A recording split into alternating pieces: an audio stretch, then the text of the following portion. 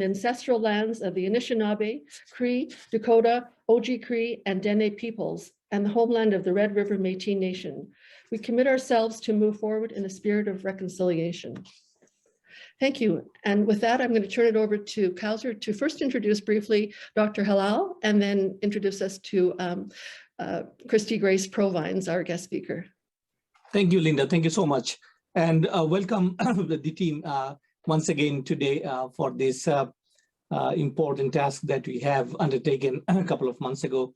Let me have the privilege to introduce Dr. Halal Mohiuddin, an anthropologist by training. He had received his PhD from University of Manitoba and currently is a professor at North-South University in Dhaka, Bangladesh. Dr. Halal, welcome back to the team, and I hope you'd have sufficient time to share your expertise with us. And now I shall move, thank you. So I shall now move to our very important guest today, and who's going to share her experience and expertise with us. And it's a privilege to have Christy Grace Provines with us this afternoon. I had the fortune of meeting her in the US a couple of years back with the Empower project she was presenting and leading.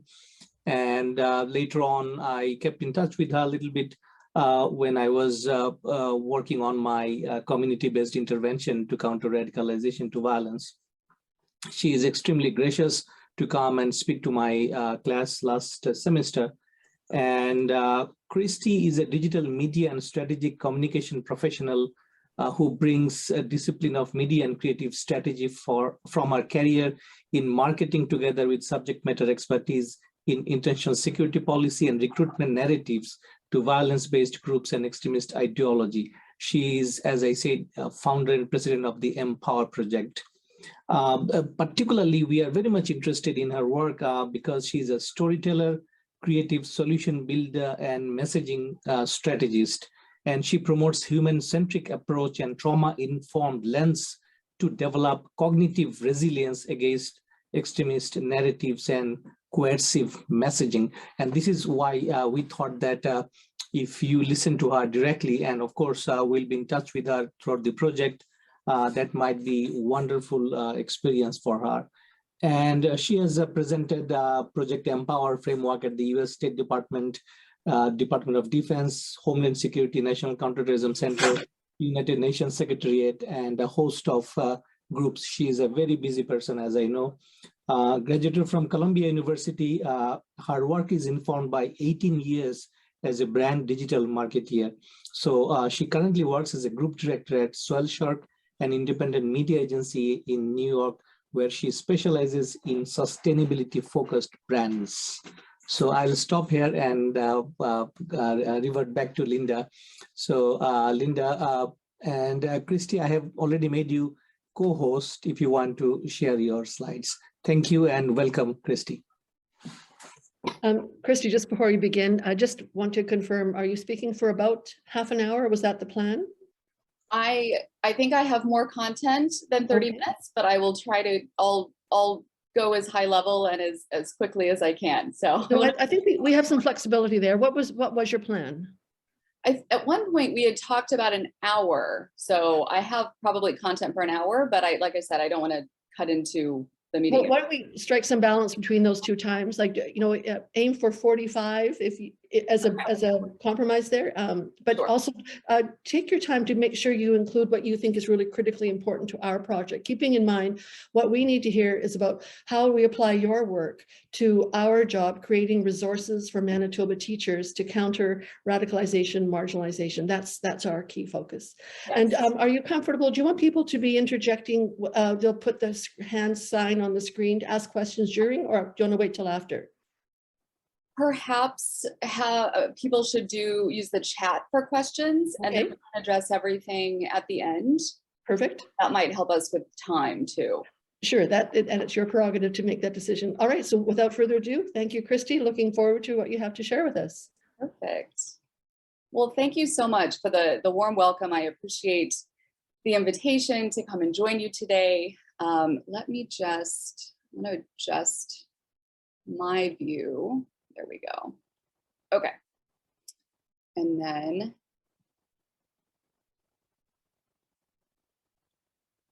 Okay. I'm Christy. I'm visiting today on Zoom from New York City.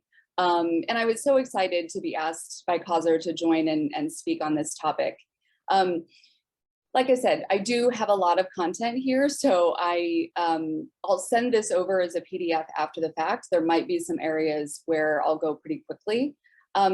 Generally speaking, I'd love to present the Empower Project and our beginnings and our what we're founded, our mission.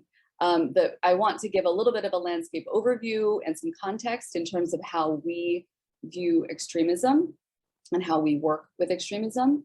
And then I want to take you through our audience theory, identity vulnerability, and the solution framework for the Empower Project. I do have an example campaign that we have done. We may skip that section altogether, but like I said, it'll be in the PDF.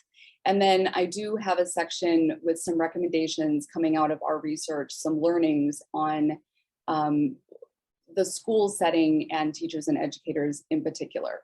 So. As Kaiser mentioned, I'm a little bit of a dual professional. I've worked in marketing for about 18 years now, and several years ago, I decided that I wanted to apply my professional background into an area of public policy. So coming out of Columbia University and my master's studies, I did my research on the subject of recruitment messaging and the role of social media and the internet in recruitment, and really looked at, from a strategic standpoint, the messages themselves. And because of my training in marketing, everything for us begins with the audience. So you'll see today that there's really two parts to the work that we do. One is very audience focused, and then one is very messaging focused. We are a non-governmental organization that develops cognitive resilience to inoculate against extremist ideology through strategic communications and counter messaging. We're very focused on the use of empirical audience research. We bring that together with a nuanced understanding of the psychology behind extremism to prevent attachment to coercive and harmful narratives and recruitment to violence-based groups. Our focus, our mission is we seek to prevent susceptible audiences from attaching to extremist ideology in their lived and online experiences by developing cognitive resilience and resistance before they are even exposed. We leverage empirical audience research and strategic messaging as a way to inoculate against harmful ideologies and narratives that seek to polarize and promote a false sense of identity, community, and purpose. So just to give you, and I'll go through this somewhat quickly here, when I started the organization in 2016 is when I was doing my thesis research and starting to present it at the State Department and the United Nations. And then the organization was actually founded in 2017. My research was really focused on recruitment to ISIS and understanding the media apparatus that ISIS had created.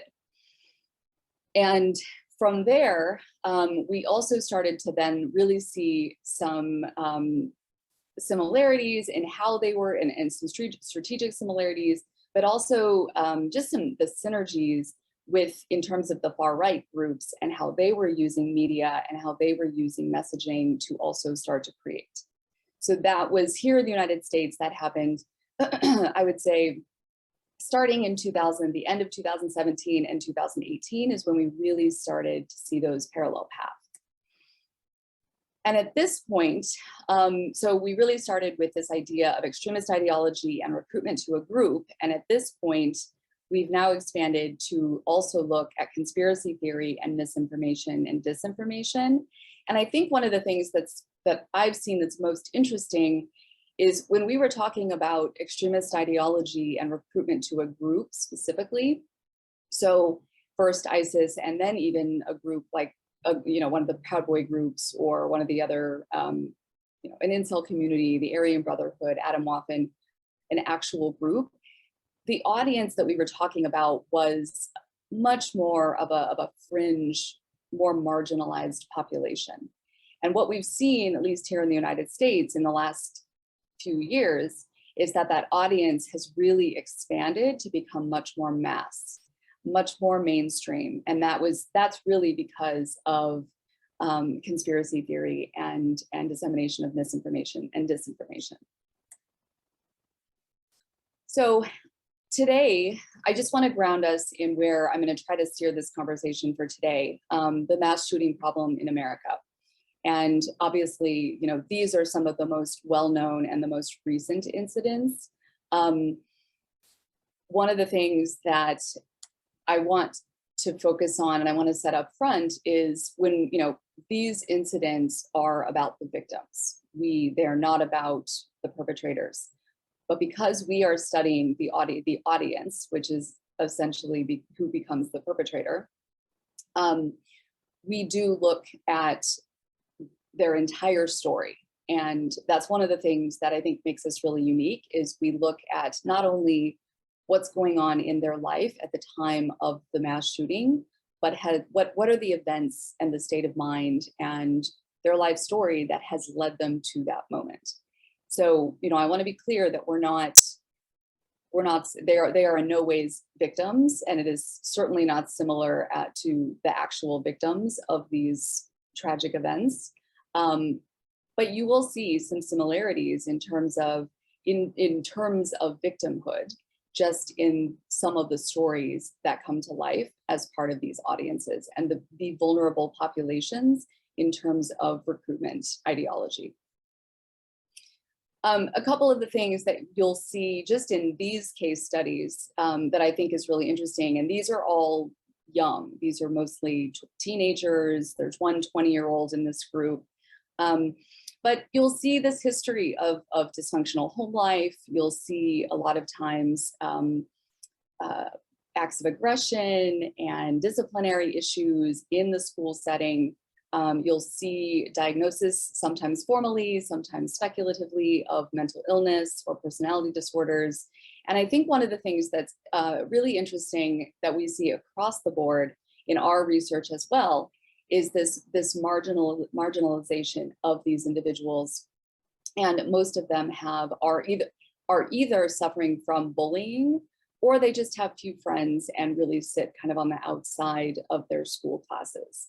And oftentimes, and we'll talk about this as we go a little bit further, oftentimes that marginalization is many times an act of their own doing. It's the result of the disturbing behavior, things that make other people, including teachers, uncomfortable. So here in the US, when we think about mass shootings, and one of the things that I'm sure you're all familiar with, the level of dialogue that's happening right now in terms of how do we solve this, there's like really, I would say, 4 main areas that continuously get brought up. Guns in America, common sense reform, like that's one of the most important things. We are not really going to talk about that today. Another thing that's constantly brought up is mental health and social safety net. The third thing that I would say is also really important is this messaging component, online safety, tech algorithms, social media platforms, and the role there. And then the fourth thing that I think is something that is starting to be looked at, but is still under discussed, is the vulnerability of young men.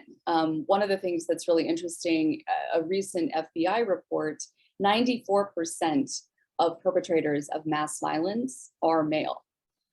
So when we think about all 4 of these things and we look at the role that schools play, the role of social, cultural, and policy that brings messaging together with guns, gun control, you know, this is a very complex problem, challenge, and there isn't a single one of these that's going to actually be able to solve. So our focus as an organization is really in this mental health, social safety net area, obviously the tech algorithms and the message targeting, and then addressing the vulnerability piece as well. When we think about, so we as an organization have an audience theory that really drives how we research audiences, susceptible audiences. And so I just want to ground us in, when we're thinking about extremism, we're using the definition from J.M. Berger. He is an academic here in the States, and his definition is terrorism is a tactic, whereas extremism is a belief system. The US defines terrorism as unlawful use of force or violence against persons or property to intimidate or coerce a government or civilian population in furtherance of political or social objectives. Extremism really refers to the belief that an in-group success or survival can never be separated from the need for hostile action against an out-group. So when we think about audience, we're asking all of these questions that you see on this slide. The ones that we're really focused on are the 4 that are in blue at the bottom. So are people who believe extremist narratives found only on the margins of society? If we think about radicalization as a process, at what stage is messaging most effective? What is the state of mind that even allows someone to be open to extremist thinking or messaging? And how do extremists decide on what they believe? I'll go through this really, really quickly. There are 3, there's many things that inform our solution framework, but 3, I would say, academic professors and bodies of research that really bring our audience, our approach to audience, to the fore, and that we have taken as like foundational to our structure. The idea of cognitive opening, this state of mind in which someone becomes more receptive to the possibility of new ideas and worldviews. This is often activists and groups that are looking to recruit will try to shake the certitude, will try to shake what their audience target, what they know, what they think, what they believe is truth in what someone thinks they know. And this seeks to create urgency and crisis in the mind of that susceptible individual. Dr. Ari Kuglansky is at the University of Maryland, and he's the head of psychology down there. He's also a co-founder of START. The 3 pillars of radicalization is foundational for our work. He talks about the need for significance and respect. He talks about narrative that either fits with the image that someone has of themselves or wants to have, and how that narrative links significance back to the group that is doing the recruiting. And then he talks about the networks and validation of the narrative and the normalization of behavior and beliefs that are deviant from mainstream society. And finally, Dr. Kurt Braddock is a professor of communications and recruitment in particular at American University. And he is really, he's taken the inoculation theory idea and expanded it further. So the theory as it relates to radicalization is, if radicalization is a persuasive process, it can be challenged with communication that disrupts the persuasive appeal of extremist messages, i.e. counter-radicalization. So that persuasive process has also been proven in disciplines other than radicalization, like advertising, politics. So I just wanted to bring those in as like foundational to how we think about our research and our solution framework. So identity vulnerability is rooted in psychological constructs. This is our audience theory. It's a subconscious state of mind driven by negative circumstances beyond someone's control, personal insecurity, and/or perceived injustice. This mindset increases susceptibility to coercive messaging and promotes an extreme worldview that is intended to recruit, misinform, or otherwise exploit.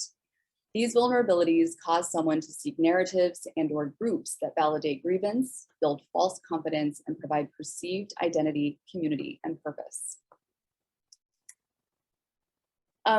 We use this visual to think about inoculation against extremism. So you've got this bottom, this mobilization to violence at the very lower funnel of this funnel, the endpoint of this funnel. And then you've got the formation of significance promoting identity, attachment to a narrative, which is where that conspiracy theory, misinformation, disinformation ideology would fall. And then the cognitive opening is within that. This individual is on the quest for significance promoting narrative, And above that is the audience theory, identity vulnerability. So that's the state of mind that allows someone to start looking and enables that cognitive opening, that exposure to messaging. In terms of our work, we really believe that the Empower Project and the role of messaging is most influential in that upper funnel space, in that prevention kind of area. So when the individual is looking for narratives, they're in that cognitive opening phase, or before they're even there and they're dealing with some kind of crisis, personal identity crisis or trauma, and it leads to identity vulnerability. This is really just detailing some of what our research is based on. There are several phases of research. I won't go into all of the details of this, but again, this will be in the PDF. We did include not only database research, but also first-party surveys and also first-party interviews. So it was a 3-part research process. In terms of identity vulnerability, one of the things that makes us unique is that we focus on the psychographic indicators. So we're talking about state of mind, and we're talking about, to a certain extent, behaviors. We're not talking about demographics. And in terms of, if we were going to put together a profile, these are some of the indicators, some of the characteristics that you would see. A high need for cognitive closure, the craving for personal significance, lacking sense of belonging, seeking purpose, high rejection sensitivity, possessing binary black and white thinking, lack of nuance, need for validation of perceived grievance, desiring resolution to negative circumstances, conforming and dependent. So seeking out something, a network to be a part of, to be dependent of. A need for structure and order, being drawn to power promoting situations and people, a latent sense of personal insecurity, craving recognition, and angry and prone to us versus them thinking. Again, that goes back to the binary black and white thinking. And this is really just to show how overlapping and potentially conflicting identities really contribute to how an individual processes circumstances and also messaging. So if you think about, this idea of complex trauma is what we've seen as part of a lot of our empirical work, is really sort of the foundation that creates that identity vulnerability, that state of mind identity vulnerability.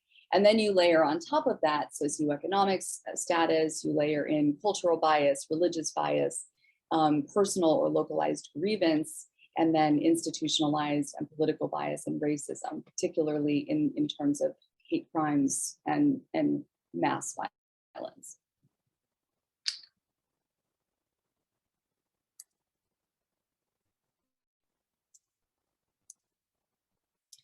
One of the questions that always comes up is what do we think is more important?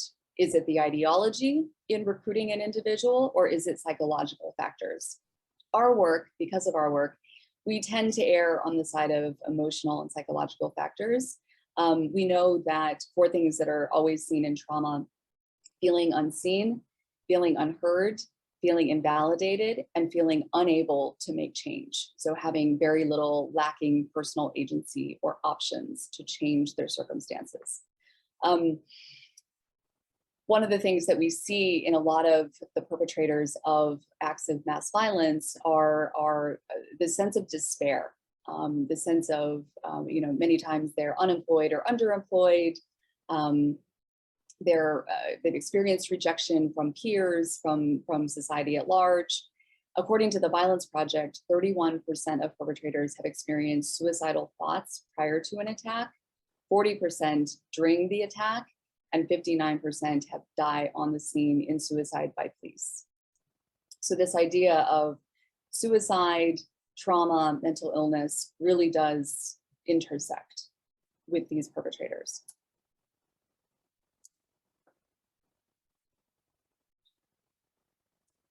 Okay, In terms of the FBI, so this is a body of research that the FBI has done and looking at stressors and being triggers of mobilization to violence. So in the phase 2 part of this study, they studied the behaviors of active shooters between 2000 and 2013.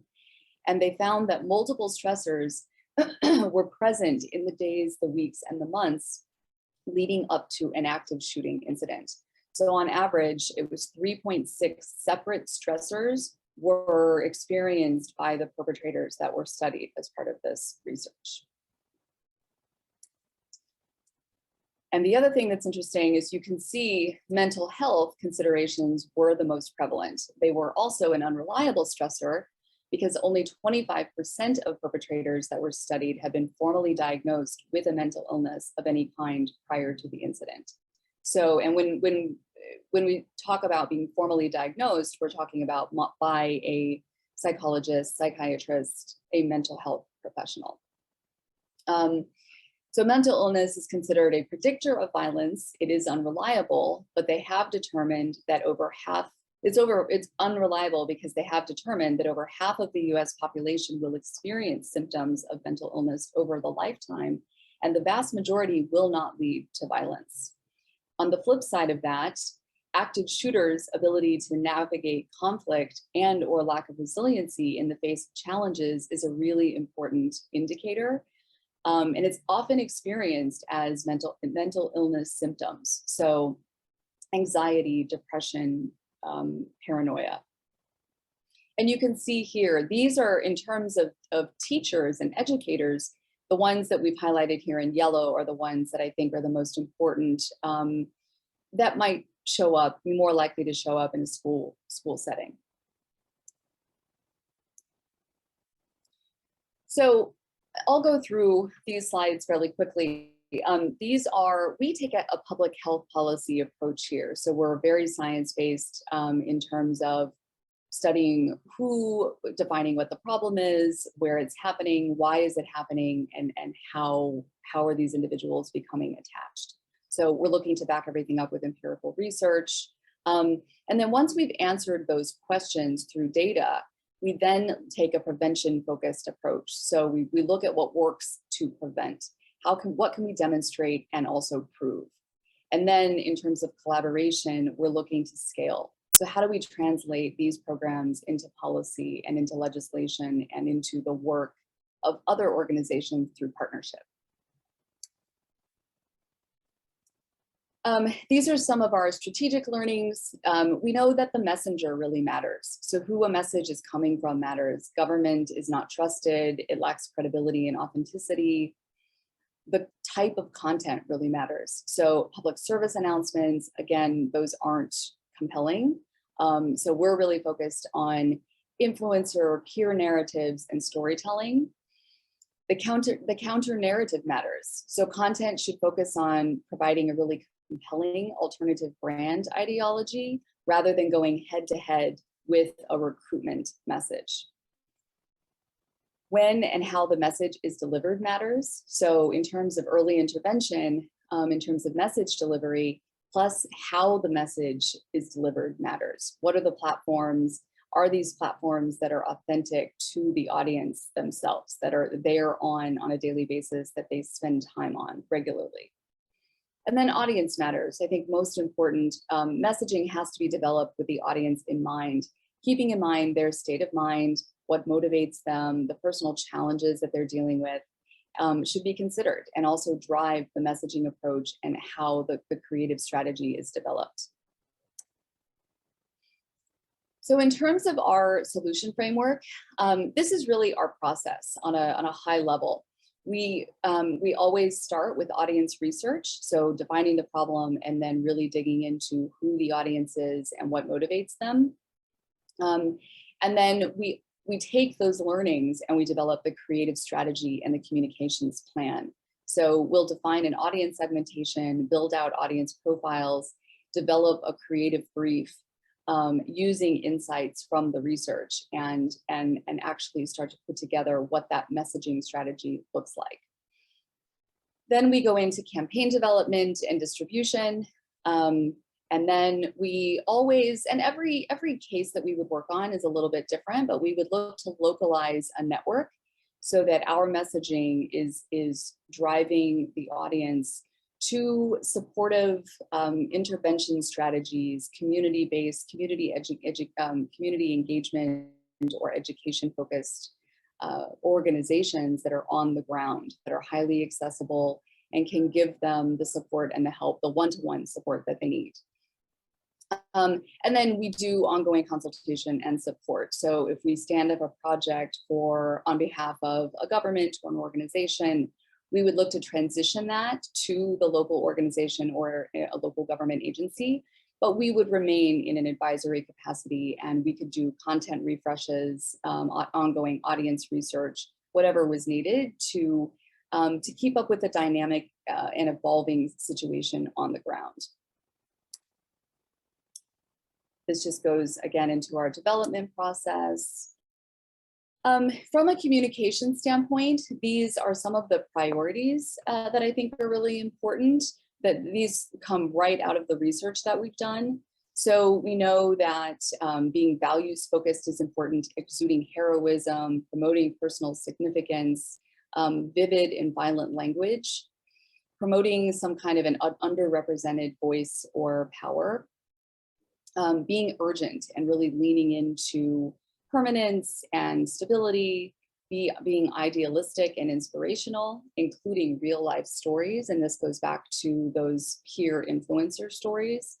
Re-educating by questioning so-called truths. So re-educating based on what the audience thinks they know. Creating doubt and presenting ambiguity by presenting conflicting truths. And then validating perceived injustice and grievance. So taking a little bit of an empathetic tone and validating some of the things that an audience, this particular audience, would be angry about. Promoting the individual, but restoring a sense of community around that individual. Leveraging counterculture and other sentiment. Humor is a really big one right now, especially in terms of ideologies that promote racism and far-right recruitment. And then reinforcing the social structure, the attachments of the audience. So the things that the audience is already attached to, finding ways to reinforce that social structure and that support network.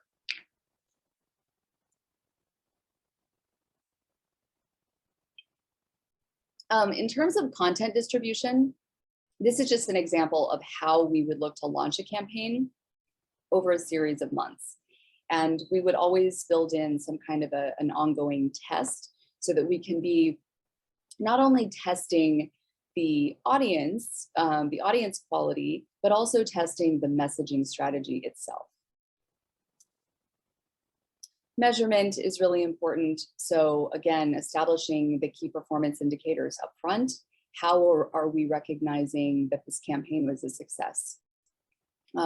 Using data analytics via paid media, so Facebook, Instagram, TikTok, using the platform's data analytics to develop a custom attribution model. And then doing a post-campaign survey, again, going back to that empirical research of people who were exposed to the content versus people who weren't, who fit a certain audience profile. And then development of a behavioral theory of change. So development of an offline framework that captures pre-established changes in behavior or attitudes that we would be looking to influence as part of the messaging. And this is an example of what that logic model could look like as it relates to conspiracy theory, as an example. I just want to, okay, so I'm gonna skip this. This particular section it's actually one of the campaigns that we've done. It's called Now I Am, and you can see this online. It's on social media. We published a variety of stories as part of this campaign. This was the research methodology that went into the campaign. We published 40 total interview stories at nowiam.co and online, and 25 of those are published right now. 7 of them actually featured former former extremists. So, you know, and it was across the board. We looked at recruitment to a group like ISIS. We looked at someone who, a mass shooting incident, someone who was a leader of a gang, neo-Nazi. We had a couple former leaders in a neo-Nazi group based out of the US here. And so we look to include those as part of this body of storytelling to really bring that idea of peer influencers to life. And we did have representation in the US, the UK, and also Canada.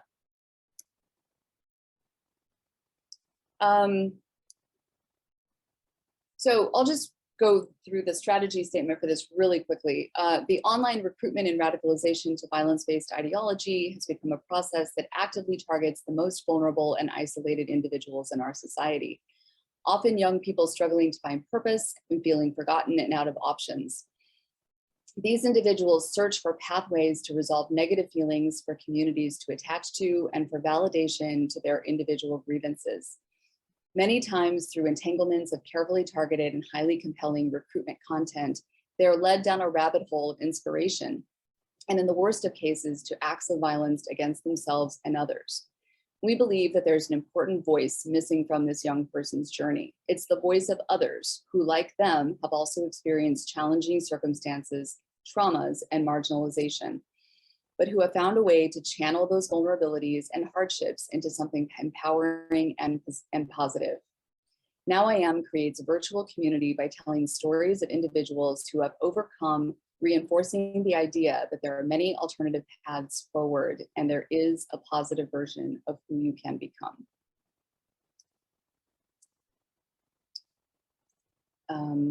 These are just a couple of the story examples. Both Shannon and Christian here were leaders. Christian was the head of a neo-Nazi group based out of Chicago.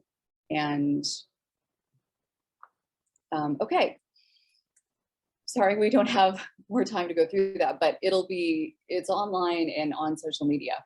So now I just want to go through the front line in terms of prevention. We really do believe that teachers and educators are the front line. And this individual, he was one of the stories that we featured. His name is Aaron Stark. He's in Colorado. And he says, if you see someone who looks like they need love, give it to them. Even a small hug, a word, or a smile could actually save lives. Compassion is the only real way we can stop this. Love people, even when they don't deserve it. This is a hard conversation to have, but we must have it. And if you read Aaron's story, you know, it's a very sad story of abuse, dysfunctional family, home life, drug abuse in the family. And a lot of it revolves around school. He was marginalized at school. He didn't have a home at times. And he bought a gun intending to be a mass shooter and to take it. He did take it to his school. And a very simple act of kindness, someone invited him out with a group of other classmates and they celebrated his birthday. Very simple. And he made the decision through that friendship and through that simple act of kindness to not go through with the shooting. So when we think about what we're recommending and what we know about this audience, what we're recommending to teachers, we think about it in terms of 3 E's. We think about it in terms of engagement, empathy, and emotional IQ. So in terms of engagement, you know, really consider how each student is engaging with other students and with authority in the school environment. So creating that inclusive and open learning environment in which every student has a voice and setting guidelines on what the norms of that engagement are up front, so that every student agrees at the beginning of the school year. It's almost like a verbal or written upfront contract. These are the rules of engagement in this school environment. The second thing we think is important is in the need of addressing, or in the event of needing to address a behavior, or let's say a disciplinary event with a student, punitive responses are often shame-inducing and counterproductive. They can enhance anger, they can feel isolating. So finding a way to lead on addressing those behaviors and those troublesome events, leading with curiosity to find out what the underlying need that a troubled student is trying to fulfill by exhibiting through that behavior. Number 3, finding ways of authentically engaging every student, even the ones who are more challenging or not as successful in the school context. Just gonna let somebody in from the waiting room. So noticing if a student sits on the margins of his or her class or is becoming increasingly isolated from others. And as I mentioned at the beginning of the presentation, oftentimes that isolation is a direct result of disturbing behavior that the student is exhibiting. So again, these are all connected in terms of addressing that behavior, but also maintaining and trying to make sure that that student continues to be included.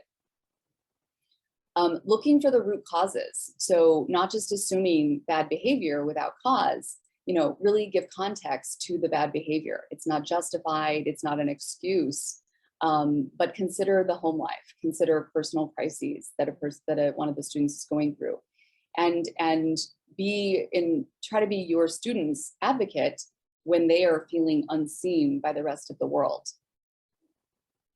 And then one of the things that I know, and here in the US, this is also something challenging that we deal with, but every school should have some kind of a non-threatening way of providing mental health support and evaluation services to students that doesn't make that student a target or diminish their future prospects because they've gone through this process. So this helps to ensure early intervention, as some kind of an early intervention mechanism is in place, by just making sure that there is a safe, non-threatening way to provide those services.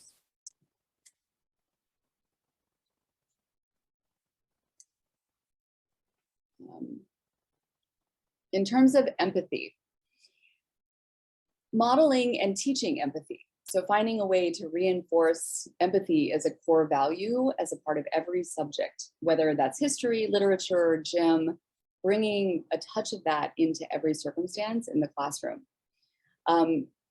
Don't avoid or isolate challenging students. Find ways to address inappropriate behavior, but not isolate the individual. Normalize difference. Help students to be comfortable with people, ideas, and thinking that's different from themselves or their ideas, their thinking. Building trust so that if a crisis does come up in a student's life, they know you are an advocate, that you've created that environment for them to feel comfortable to open up and to bring you in to whatever the crisis is. Staying in tune with the narratives and the trends that are circulating among students, particularly online, and proactively looking to address them, whether building into the curriculum, internet resiliency, understanding internet safety, things like that. Help them to understand what to look for and why they should look for it, why it's important in terms of coercive messaging and ideology. And then, finally, know when the empathetic response means having to report something to authorities and school officials and mental health professionals. One of the things that we see over and over and over in incidents of mass shooting is people look back, students, parents, family, teachers, peers, they look back and they recognize certain moments of crisis. They recognize disturbing behavior. And the question of who was responsible for telling someone or raising that flag is always a question that we're trying to figure out and trying to solve.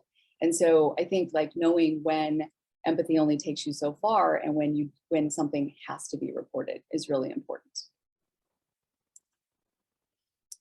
And then in terms of emotional IQ, cognitive resilience, this is an area that we advocate for. It really starts with emotional IQ. So normalizing and helping students to recognize what they're thinking, feeling, and why those feelings are there. Creating an environment in which students can discuss their emotions, their own and also others, in an open and supportive way, and making these discussions part of the way you teach.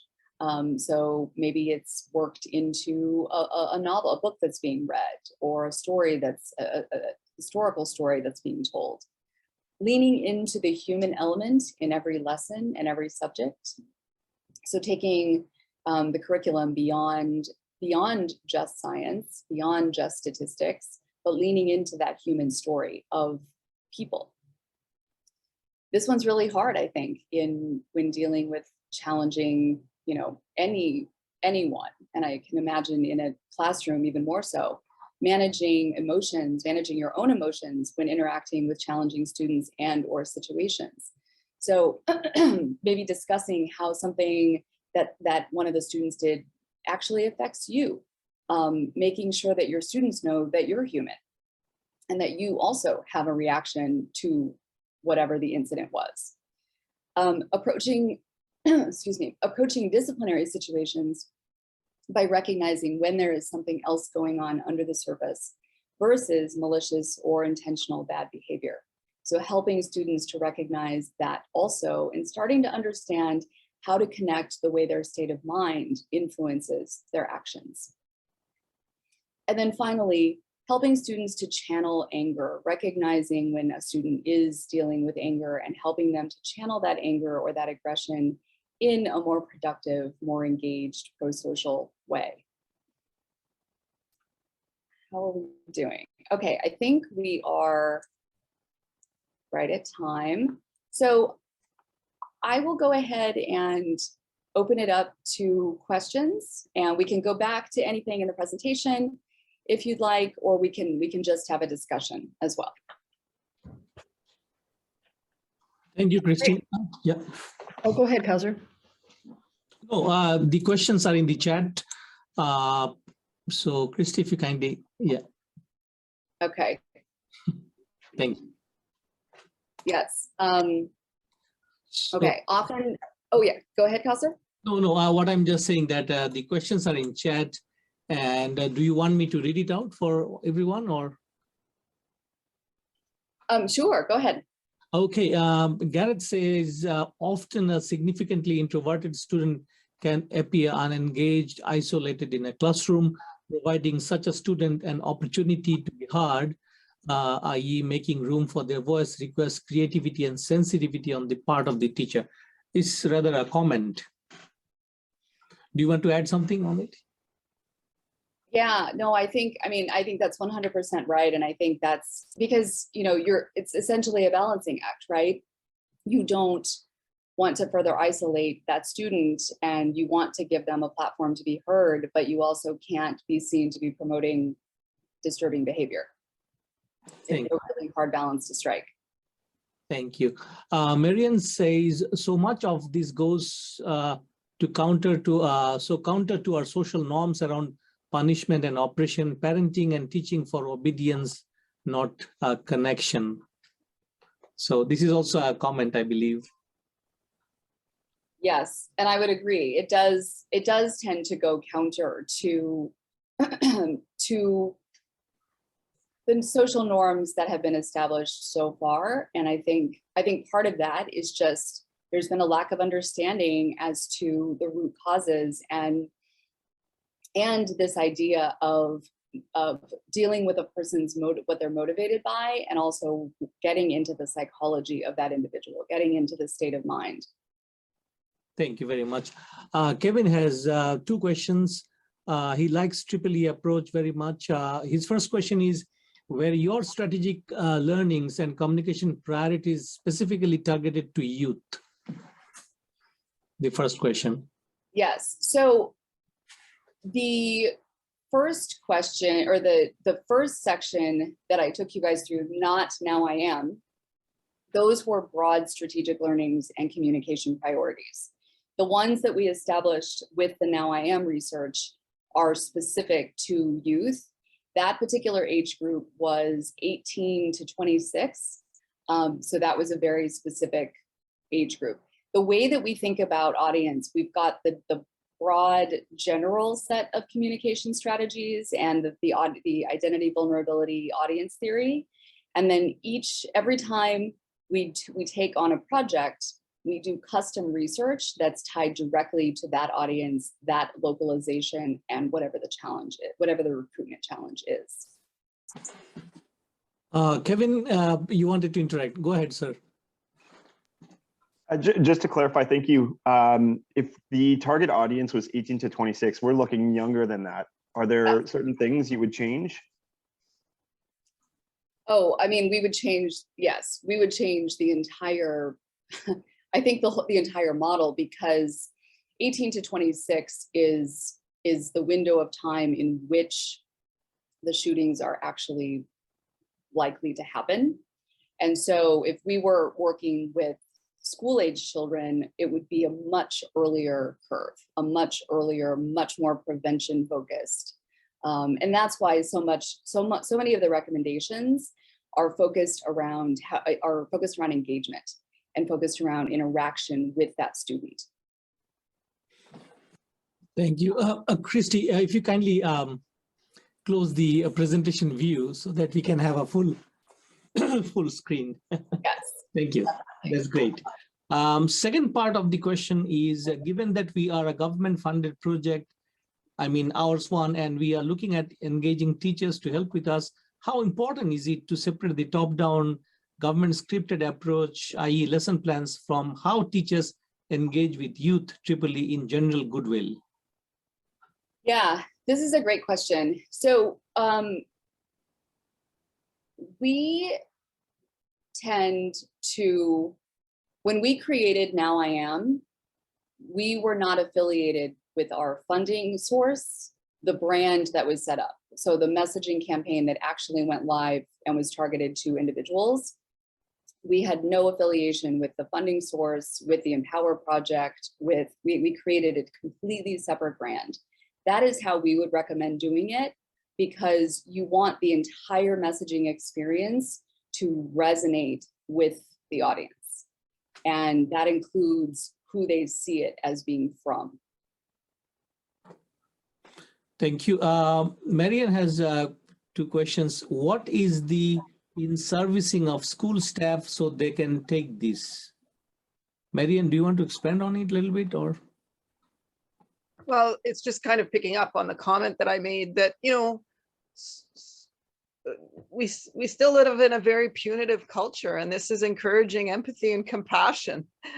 And I think that the response, especially when kids are acting out, is to punish them more rather than connect with them. So it's going to take some doing to have, you know, these kids aren't growing up in a vacuum, right? They're a product of their environment. So their environment is going to have to change to support their change.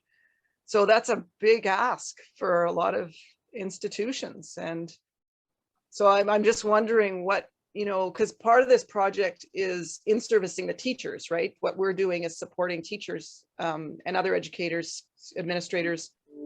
So I'm curious I mean, this is all really good content, but how did you translate it into working with the professionals, I guess is what I'm asking.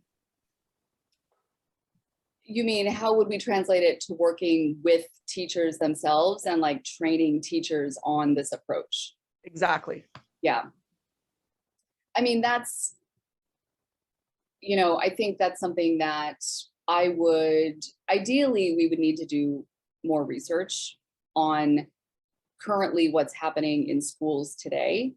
And we would need to research not only audiences, but also the audience themselves, but also what's happening in schools today. And then I think we could start to get to, these are some direct ways in which interaction could improve. These are some direct strategies, ideas. I think, you know, the most important thing to me is that, yes, you have to address the behavior and you have to continue to address the behavior. I'm not advocating that the behavior goes unaddressed. But I think it's important to remember, I'm a big fan of like two truths are often true at the same time, right? So this individual may be exhibiting really challenging tendencies and disturbing behavior. They may come from a very difficult environment, and school might be the only place in which empathy is modeled. It might be the only place in which someone believes in them. And if you can start to think about that and just start to put the context, I think, around the behavior, I think naturally you'll start to think about those sensitivities and creative solutions and ideas. Because I totally get that you can't amplify bad behavior. You can't give them a voice if they're acting out and disturbing other students. But maybe there's a way one-on-one that you can help to elevate that student, help to give them a sense of importance, you know, create that connection between you and the student.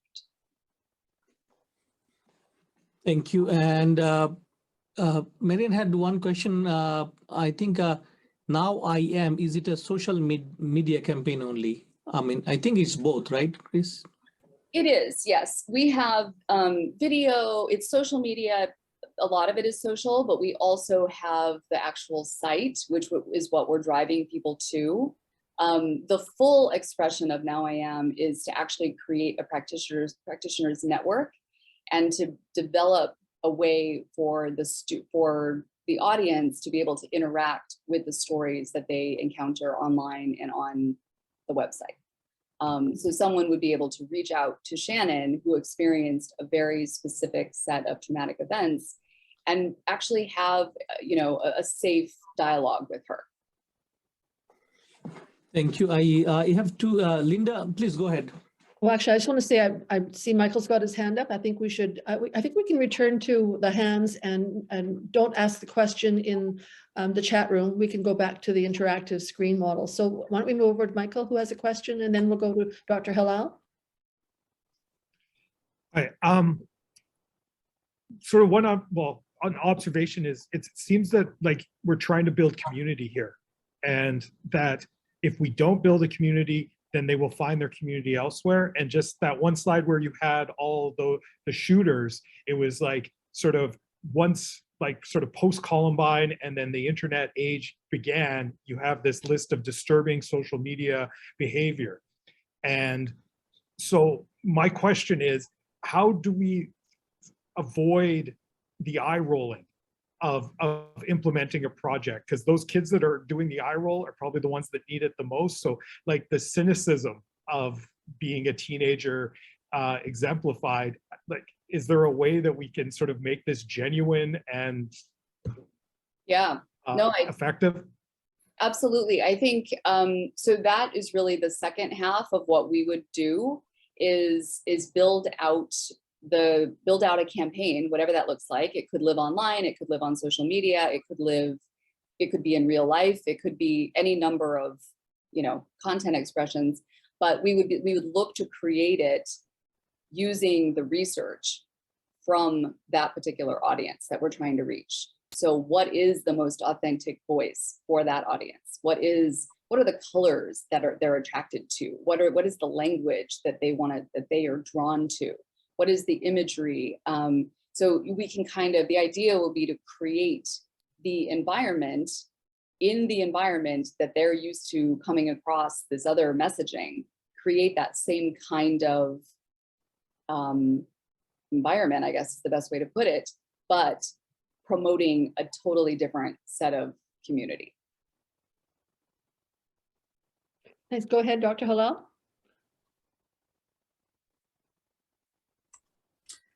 Okay, thank you, Christy. Before I go with my question, I have something to share with you.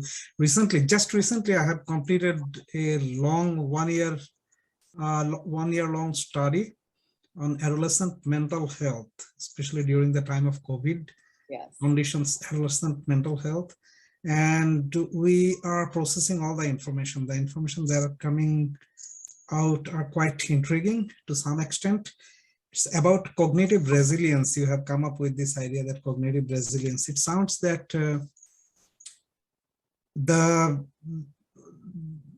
new radicals, or those who are prone to become radicals, they need to have a community that will be built on empathy and other things. Okay, cognitive resilience is like, okay, the target person, about the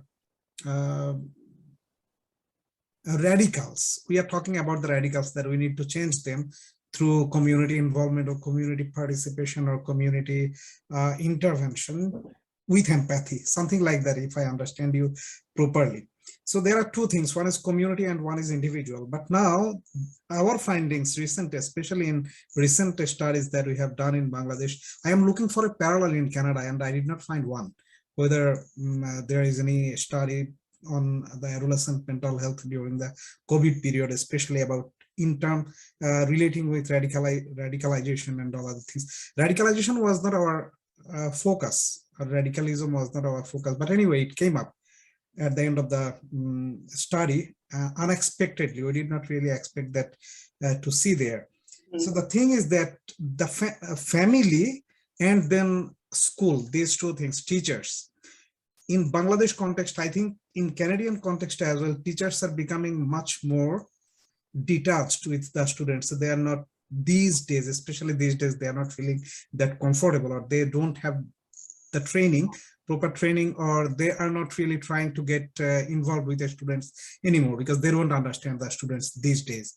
They have completely different psyche and they're developing it. I have seen it in Bangladesh, that teachers are avoiding their best. Corporal punishment is one of the common measures in Bangladesh. Now government has introduced different laws that you can't punish students.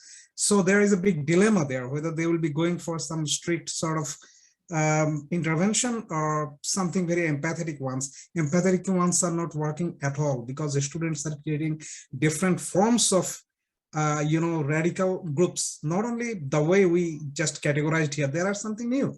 Like, these days they are very much exposed to internet contents, especially during the COVID time. And they are trying to develop different, like one group we found, and I did a case study on them. They are thinking that they are being overly surveilled by all the surveillance cameras, their parents and others. Probably parents are planting different types of surveillance softwares on their cell phones or gadgets and others. So they are not trusting anyone. And they're trying to form a group. I found a group, quite a good number of their friends, their circles. They're trying to establish a group that will stand against this, these sort of measures, that will be hacking all the surveillance softwares and others that are being planted without our knowledge, beyond our knowledge, by our parents and others, just to see what we are doing online. So these sort of new dynamics are coming up and teachers are not at all familiar with it. Now come to the family phase and parents are not really becoming that supportive. They don't understand their kids anymore.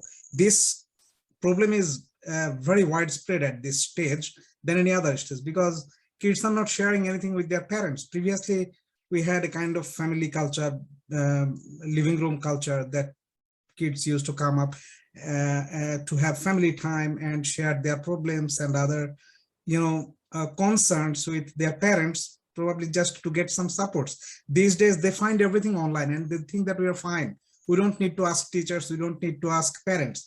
And parents are family, especially the first thing, the first, I would say the first point of intervention, family is becoming completely dissociated from kids concerned. They are thinking that no, we don't understand them properly and this is a different time, it is not our time. Now we are in a different age and children need to have more freedom. So if we go to intervene anyway, they react very sharply and probably they will not even stay with us because now they have sense of independence and freedom, sense of freedom much more than any other time. So it's a long background. I am just telling you just to say that in these situations, these emerging crisis that we are having, I found it in Bangladesh. Bangladesh is very much kinship-based society and very closed society. People are very, sociable and social, and it's an overpopulous country. Still, in this country, there is a huge alienation between, especially the first two agency that we call in sociology, like socialization agents, family and school. These two institutions are becoming completely or just grossly ineffective in Bangladesh. So I don't know what is the condition here. Probably you'll know better because you are dealing with that. And I am looking for a parallel example here. And in this situation, how can I just make a breeze? This is my question, that how can we make a breeze to have cognitive resilience among the vulnerable groups. Because Thank you, Dr. Hill. I'm going to especially- interject, being very conscious of time. I'm going to do something a little unorthodox here, Christy. I'm going to ask if Kevin Lopuck, who I know has had some experience through the Global Issues course with students' mental health issues. I think this might be a good time, Kevin, for you to comment on Dr. Halal's observation about the disassociation between families, schools, and kids. And tell me, could you just share from your perspective, your reaction to what we've heard on this topic? Kevin, are you comfortable just hopping in here? Kevin, are you there? Can you repeat that, Linda? Like in terms Sure, of sorry. I know that my experience with you in the last few years with Global Issues, you had the whole issues of mental health with student mental health issues came up in a way that I'd never been exposed to before. And you're a practicing teacher in the classroom right now. And you've heard what Dr. Halal just talked about. You've heard Christy's presentation. I'm doing the unorthodox thing of just, didn't have your hand up, but I know you have some expertise. You are one of our practicing teachers at the table right now. You're in the classroom along with Michael and Izzy, but I know you have connected, you've thought a lot about mental health in students. And I'd like you to just give us your perspective on this disassociation, the families not being able to connect with the kids being pulled away from social encounters, the whole mental health thing. I'm sorry that I'm rambling, but I know you have some expertise here you can share. So just, are you comfortable trying to answer that rambling question? I can try. I don't feel, again, maybe I'm devaluing it, but I don't know if I have expertise, but I can share my experience is that, in teaching the grade 12 Global Issues course, one of the things that came up right away, one of the components of the course was an action project. And what I found right away was that most kids were dealing with mental health topics in their action projects. So it is of a big concern.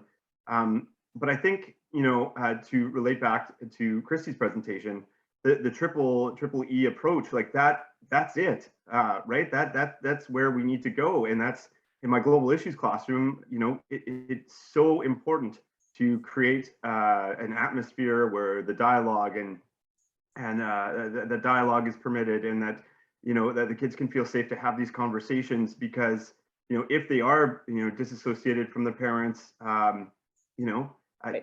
being there, present with the kids in the classroom is just so incredibly important, and being empathetic and all these things. I'm not sure if that really answers the question, but it is so important in these classrooms. And as I said in the chat, I made a comment that I think a lot of this stuff is in schools already.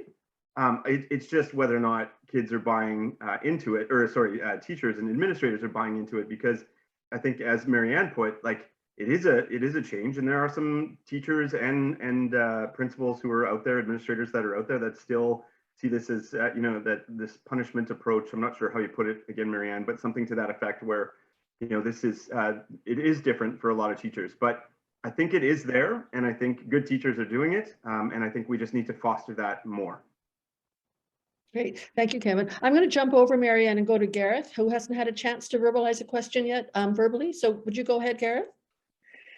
Yeah, I just want to briefly pick up on some of the discussion we've been having. In my last sort of school where we worked on notions, and I think it speaks to the challenge of developing an environment where students feel that they can own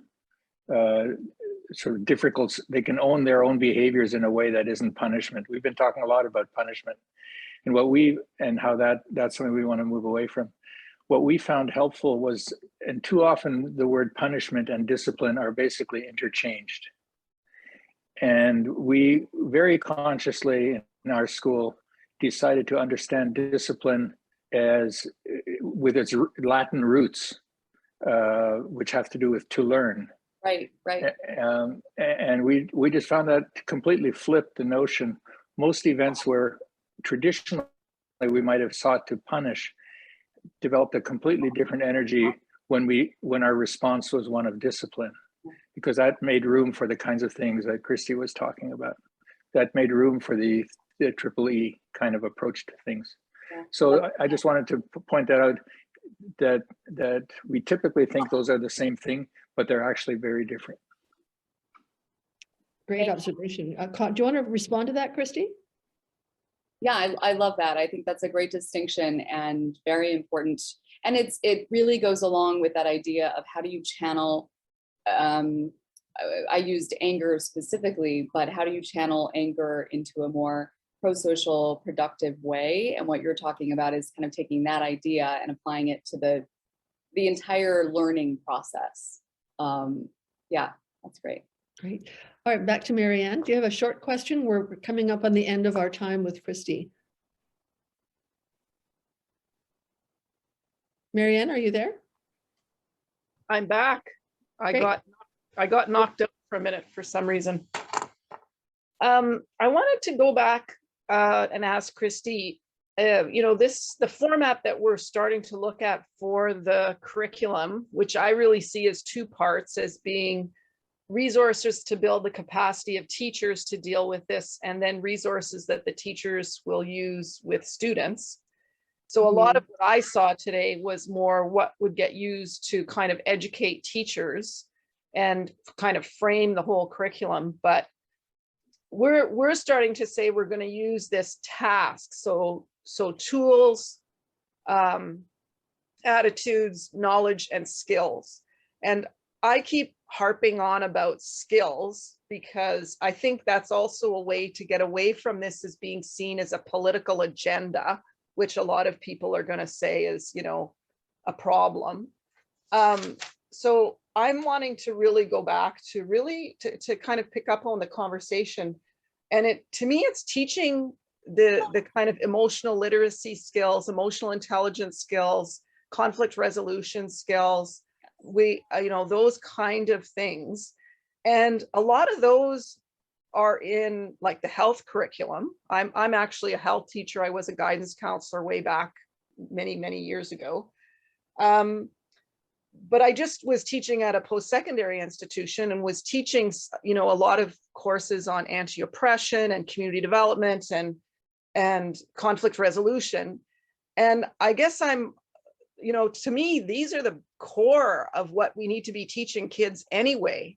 So I'm wondering, how is that integrated into the program? Like, do you have suggestions for moving away from this idea that we should just be teaching about math and, you know, all these kind of content subjects? And I'm biased, I'm a health teacher, but I think, you know, one of the most important things we can do is teach kids how to take care of themselves emotionally, physically, spiritually, mentally. Yeah. And so how do you do that in your programs? I mean, I think that's exactly right. And I think if we were going to set up a program, training for teachers specifically, we would look to include conflict resolution, facilitation, and dialogue studies. I mean, you know, I would have to think through more fully what exactly we would include, but like even elements of diplomacy studies, like I feel like all of those areas that you've mentioned and that I just brought up, like I think that is setting up that learning environment and setting up an environment in which kids are learning not only from their teacher, but also from each other is, I think, what the goal would be.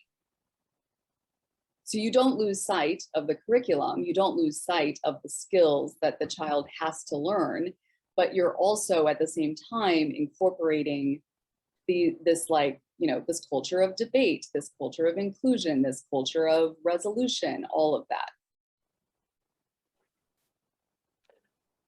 Yeah. Great, thanks, Christy. Izzy, one last question to you before we wrap things up with Christy. Hi, Linda. Thanks, Christy. I think I just want to echo some of the things that Dr. Halal had said, and these are from experience. I work with newcomers and refugees, and these are two communities face a lot of issues when integrating into the bigger system, which is the Canadian system. And I wrote some notes, and I said, when newcomers respond to acts of bullying, discrimination, or racism through acts of violence, it is often the violent act that is addressed while the ongoing harassment is allowed to continue. That's one thing. Also,